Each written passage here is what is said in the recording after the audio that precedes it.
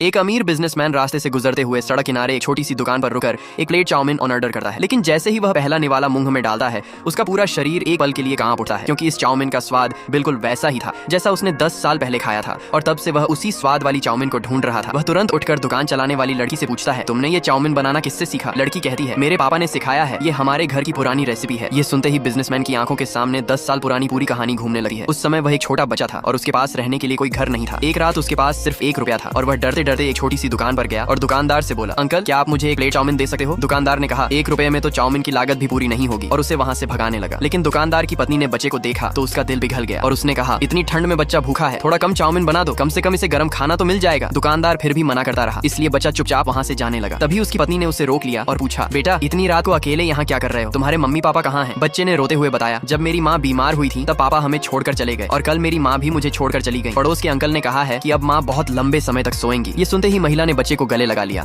और उसकी आंखों में आंसू आ गए। वहाँ बैठे बाकी ग्राहक भी बच्चे की कहानी सुनकर भावुक हो गए। बाहर से सख्त दिखने वाले दुकानदार का दिल भी आखिर पिघल गया और उसने तुरंत बच्चे के लिए गर्मा गर्म चाउमीन बनाना शुरू कर दिया। उसने उसमें एक्स्ट्रा सब्जियां, अंडा और थोड़ा ज्यादा मांस भी डाल दिया। कुछ ही देर में गर्मा गर्म चाउमीन बच्चे के सामने थी और बच्चा भूख के मारे उसे जल्दी जल्दी खाने लगा। पति पत्नी दोनों उसे देखकर भावुक हो गए। उस दिन के बाद उन्होंने सिर्फ उसे रोज खाना ही नहीं खिलाया, बल्कि उसकी पढ़ाई का खर्च भी उठाया और उसे अपने बच्चे की तरह पालने लगे। तभी उस बच्चे ने मन ही मन कसम खाई कि बड़ा होकर वह इस एहसान का 1000 गुना बदला जरूर चुकाएगा। देखते ही देखते 20 साल गुजर गए और वही बेघर बच्चा आज दुनिया के बड़े बिजनेस ग्रुप का मालिक बन चुका था। लेकिन वह अपनी पुरानी जिंदगी और उन लोगों को कभी नहीं भूला था। इसीलिए भारत लौटे ही उसने सबसे पहले अपने स्टाफ से कहा, जिन लोगों को मैं ढूंढने के लिए बोल रहा था उनका कुछ पता चला? मैनेजर ने कहा, सर जिस इलाके में उनकी दुकान थी वह तो 10 साल पहले ही तोड़कर वहाँ नई कॉलोनी बना दी गई थी। अभी तक हमें उनका कोई ठिकाना नहीं मिला है। लाइक सब्सक्राइब कर देना, भगवान आपको बहुत खुशी देगा।